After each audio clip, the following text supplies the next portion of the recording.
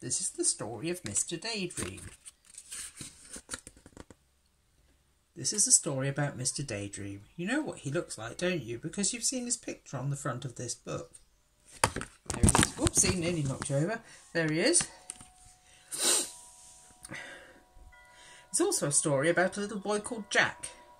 And you don't know what he looks like, so here's a picture of him. Now Jack was a very good little boy. He always ate up all his lunch and always went to bed when he was told. He always said please and thank you. But Jack was a daydreamer. Whenever he was supposed to be thinking about something, he found himself thinking about something else. Daydreaming. You would never do that, would you, Tyler? One day, Jack was at school. He was sitting at his desk listening to the teacher talking about history. It was a very warm day and Jack was glad he was sitting at the back of the classroom next to the open window. Suddenly, out of the corner of his eye, Jack saw something outside the window on the grass in front of the school. Something blue. It was a small cloud-shaped figure. Jack couldn't believe his eyes. The figure looked at Jack, looking at him, smiled and waved. Ooh. Jack looked at his teacher, who was still talking. Then he got up quietly, ever so quietly, and slipped out of the open window. He crossed the grass to the strange cloud-shaped figure. "Hello," he said. "Who are you?" "I'm Mr. Daydream," said the figure. "What's your name?" "Jack," said Jack. "I'm going off on an adventure," said Mr. Daydream to Jack. "Would you like to come with me?"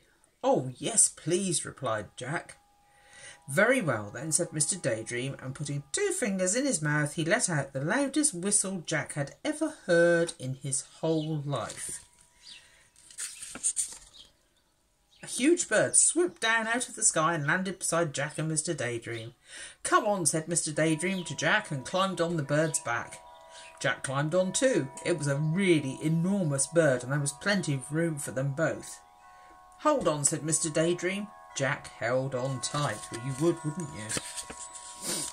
The huge bird flapped its huge wings, and suddenly they were high up in the air. They flew faster and faster over the countryside. They flew over fields and farms and towns and hills and trees and valleys until they were far, far away from Jack's school. It was very exciting. Mr. Daydream turned to Jack. "How would you like to go to Africa?" he shouted. They were travelling so fast now, Jack just nodded his head and held on even tighter. And they flew across the sea. Suddenly it seemed in no time at all, there below them was Africa. The bird landed in a jungle clearing, and Jack and Mr. Daydream climbed off the bird's back. It was very hot. "Come on," said Mr. Daydream to Jack. "Let's go and explore." So off they set, pushing their way through the jungle.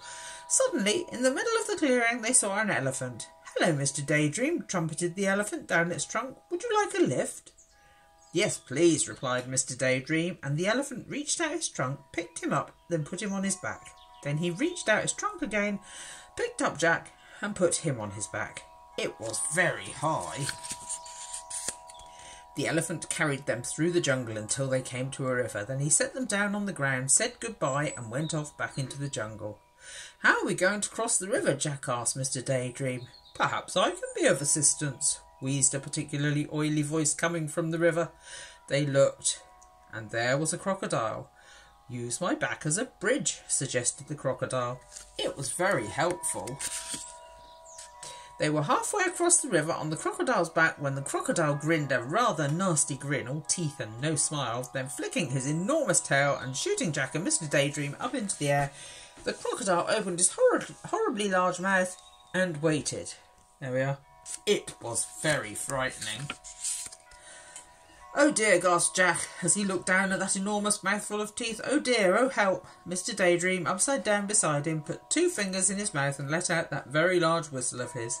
Suddenly, just as the crocodile's mouth was about to go snap, the big bird swooped down out of the sky. Mr. Daydream and Jack landed right on the bird's back. "Phew," said Jack. "Bother," said the crocodile. "Well, I promised you an adventure, didn't I?" grinned Mr. Daydream. "You certainly did," said Jack. "And now," said Mr. Daydream, "I think we will go to Australia." And they did. And Jack learned how to throw a boomerang so it always came back to him. "And now," said Mr. Daydream, "I think we will go to the North Pole." And they did. And Mr. Daydream fell right up to his middle in a snowdrift. Oh dear.